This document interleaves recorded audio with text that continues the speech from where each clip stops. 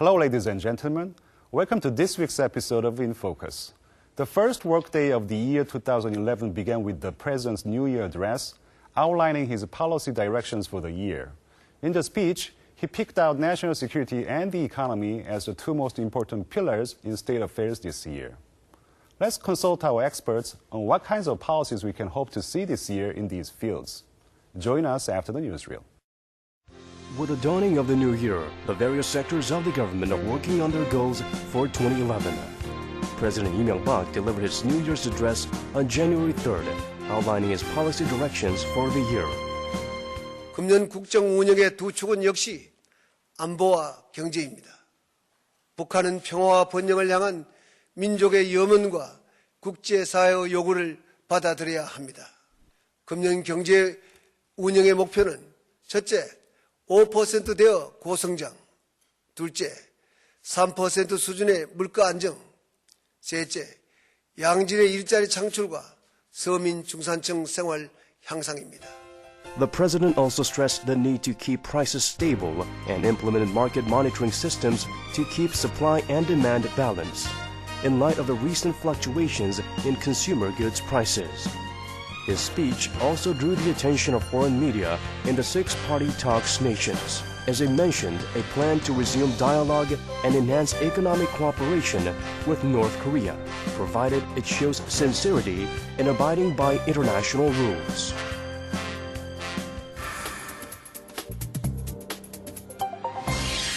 Welcome back. We have two experts in the studio today to discuss the President's New Year speech and the policy focus of the South Korean government in year 2011.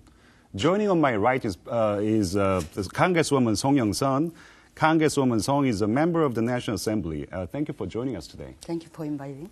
And joining on my left is Professor He Chan-guk. Professor He is teaching at the College of Economics and Management at Chungnam University. Welcome back to our program. Thank you.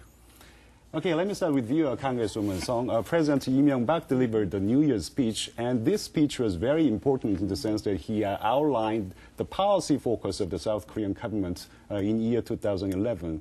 So what were the major points that we should note from his speech? I mean, what was the overall impression of the speech?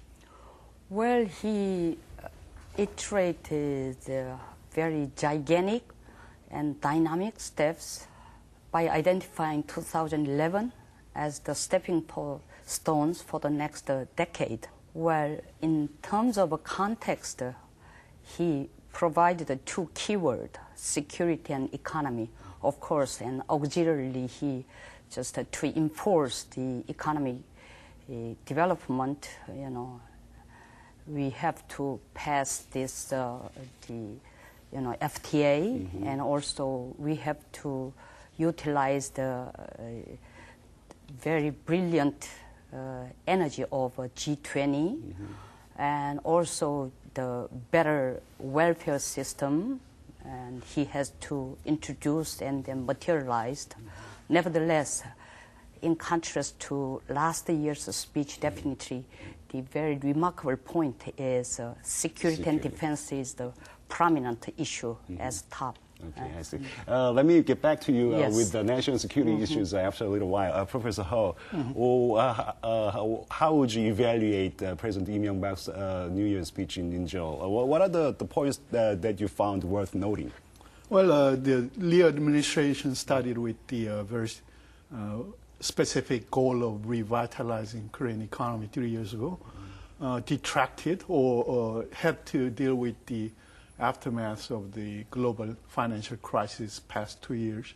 So now they're coming back to the initial goal of revitalization of economy, and they're trying to as much as possible within the remaining 2 years. And in terms of potential, the list of things need to be done. There's a long list, and the government is trying to prioritize and, saying President promised to do best to achieve the tasks. Okay, I see. Let's get back to the national security issues. I noticed that President Lee Myung-bak used the first part of his speech addressing issues related to national security, and this was pretty much expected because of the heightened public concern following North Korean provocations last year. So what kinds of changes do you foresee in Lee Myung-bak administration's national security policies this year, and what kinds of policy recommendations would you like to make to President Lee Myung-bak this year? Well, definitely, as a natural, courses following to the Cheonan-ham, the invasion, also to Yeonpyeong-do bombardment, he can naturally emphasize on the security as the top-notch the issue of national interest. Nevertheless, interestingly enough, he followed the line Reaganomics period, defense policy, peace through strength. But I don't know how he can materialize exactly or even similarly as Reagan did it. I mean, if we see the in detail context, I cannot see so much, strength in security emphasis. Nevertheless, he emphasized on the defense reform. The way how he will change into his policies definitely up until recently, since he is, getting his position 2008, almost non-nuclear and open door policy and $3,000. He stick to that, but I think he will materialize and at the same time adopt, two tracks policy. One is peacekeeping, policy, which means that with a strong, defense capability, we will deter their aggression. The other is peacemaking, and if in the future for the unification or in the Korean Peninsula, we will actively, participate in unification as well as dialogue, as long as North Korea express sincerity.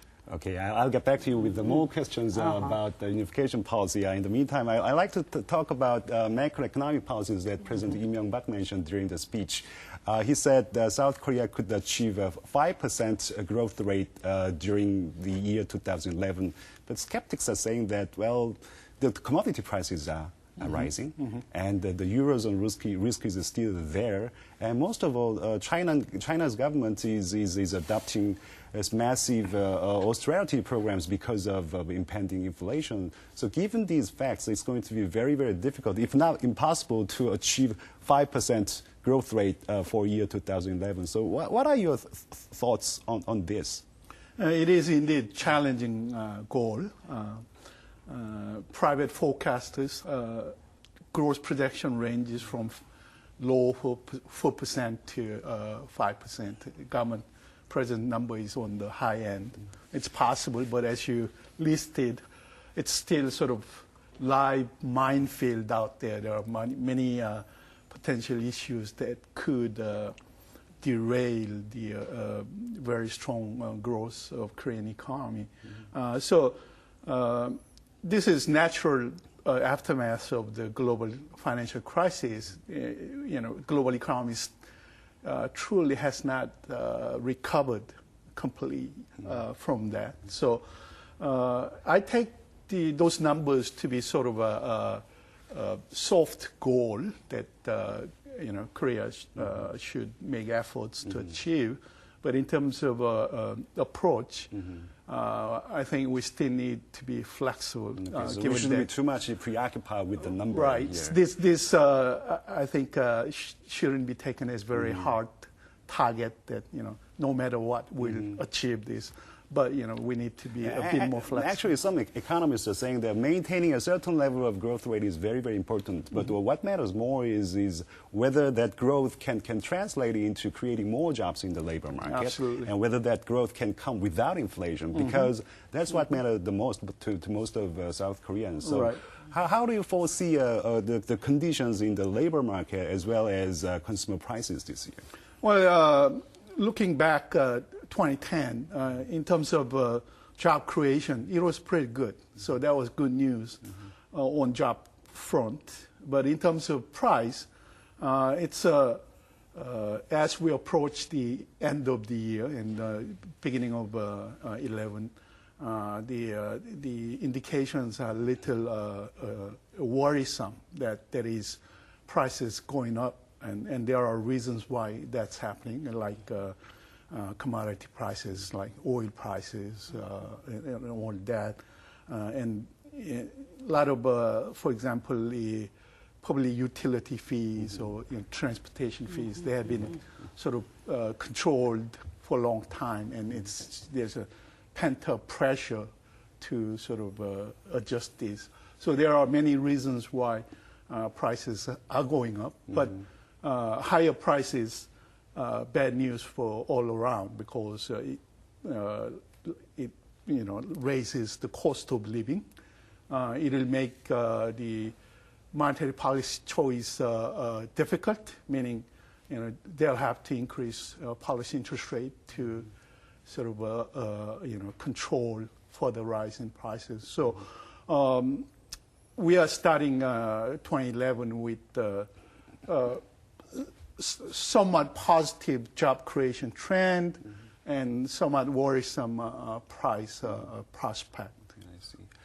One more question to Professor Han. I'll get back to you right away. FTA, President Lee Myung-bak mentioned that more than 80% of Korea's GDP comes from international trade. Given this fact, it is very critical for South Korea to expand its global market through more free trade agreements.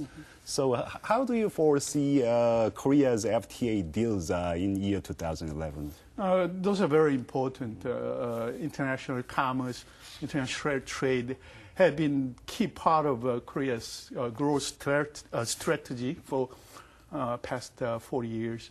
On top of, so still external trade is very important to the Korean economy, so Korea needs to be at the forefront of any sort of international trend of expanding trade opportunity. And free trade agreement is a very important mechanism enhancing easier trade between countries. So Korea just cannot stay behind. And Korea, we established FTA with the U.S., with EU. So this, I guess, the final step is left, and Congresswoman will do her part, I'm sure, to push this through National Assembly. These are very, significant achievement that, we achieved, established FTA with the two advanced economies. So next challenge will be, improving trade with relationship with China, Japan. On that front, there's practical need to do something like FTA. On the other side, there's sort of a general sentiment, somewhat, animosity based on sort of historical experience of between three countries. So anyway, but we'll have to deal with it going forward. So, FTA, I think the government realizes this, and businesses want that also, and so, more efforts will put in, and sort of once those Korea-US FTA is ratified at the National Assembly, that will add sort of new momentum for Korea to look the other way, perhaps Northeast Asia as next step. Thank you for waiting, Congresswoman Song. Unification policy.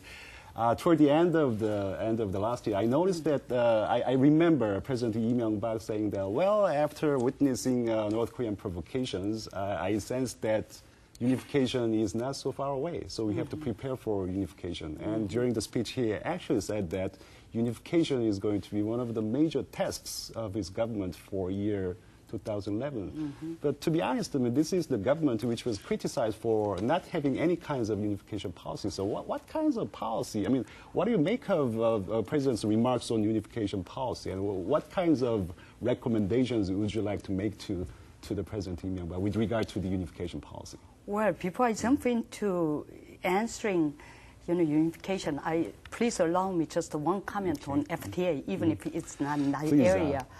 I think throughout this broadcasting, I sincerely ask for National Assembly members, everybody just, cooperate to pass this, ratify this FTA. I think I'm very much afraid that it is, in spite of 6 years enduring, the really pain and, toils for this birth of FTA, U.S. and Korea. And at the last minute, the political, just fighting is left. So this is not just a party's issue. This is a national issue, national interest issue. So, I really sincerely ask for the collaboration for ratifying this FTA. We're moving into unification issue. I think President recognize Korea is really should take its time. We are on the high time to take, initiative and active role in unification. Even if Korean unification is not just the issue of between North and South Korean issue only, nevertheless, we have put away that issue for the last 10 years under the Sunshine Policy. Actually, Sunshine Policy didn't help unification so much. So he recognized, President recognized this is the time we really move into actively. At the same time, when he looked around the international society, he could figure out that China is too much infiltrating, I can say infiltrating, and also involving in North Koreans' economy and politics. And then, on the other hand, North Korea is also very much heavily dependent upon Chinese economy since 2003. So it is the time we really move into. But the direction, in terms of direction, I personally don't agree with the introduction of unification tax. That doesn't solve the issue. I think the first thing we should do is countries should let know the people why we need the unification. And we are unified for what? We are going to unify for what? We are going to unify with whom? Government should let people know that first. For the last 10 years of Sunshine Policy, the tremendous difficulties of, even if the 10 years a really nice effort, what we're facing into now is the result of a Sunshine Policy turn out as a nuclear bomb and missiles, because during the Sunshine Policy, they didn't recognize, they didn't make any distinction between Kim Jong-il regime as well as the North Korean people. They identified the Kim Jong-il regime and North Korean people. So if they provide the sunshine to Kim Jong-il regime, North Korean people automatically will live in prosperity, which is not true. We find out. Therefore, what President Lee should do right now is make people know very clearly what we should help is North Korean people. What we should do unify is with the North Korean people. But what we deter, what we fight against is the Kim Jong-il regime. That education is the first thing we got to do it.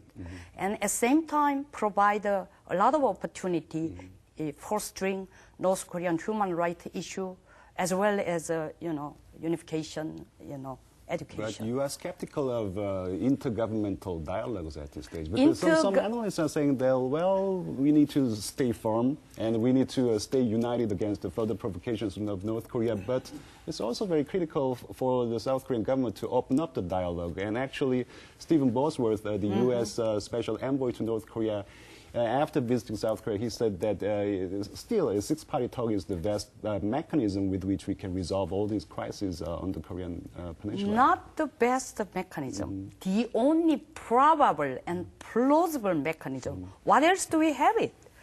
But as long as a president, he's very hesitant to identify we are going to open up six-party talks or we are going to actively participate. The reason why he's hesitant is 6-party talk, 6 cups of nice coffees or Chinese tea, sit around.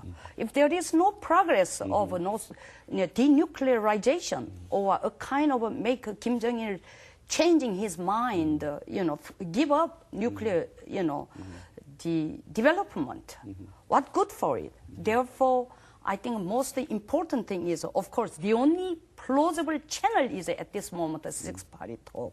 Therefore, we stick to it. But if a 6-party talk is nothing but just a tea party, I think it's not so much useful. Congresswoman, you just mentioned that in order for South Korea to elicit cooperation from neighboring countries, it's very, very important to notice the role of China. So how can we elicit cooperation from its our neighboring countries such as North Korea? China and Russia. Yes, I think you are pinpointing very, very important point, actually a very pivotal point. China's role on this peninsula, at the same time in Northeast Asia is, at this moment, in relation to North-South relation as well as unification. That's the utmost important. But we have a limited power to exert our influence China directly. Therefore, I think we have to utilize our influence through United States. Of course, I'm not saying that we completely give up and sit idly watching what U.S. and China are doing together, but we are doing our effort, understand, and also make China to cooperate with us. But I don't have so much high hope for that directly, but rather cooperate, United States and indirectly U.S. Deal with China, the issue, because the unification is not only unification issue. On the top, U.S., China, there is economic war. So it is a kind of China, United States economic, initiative is an independent index.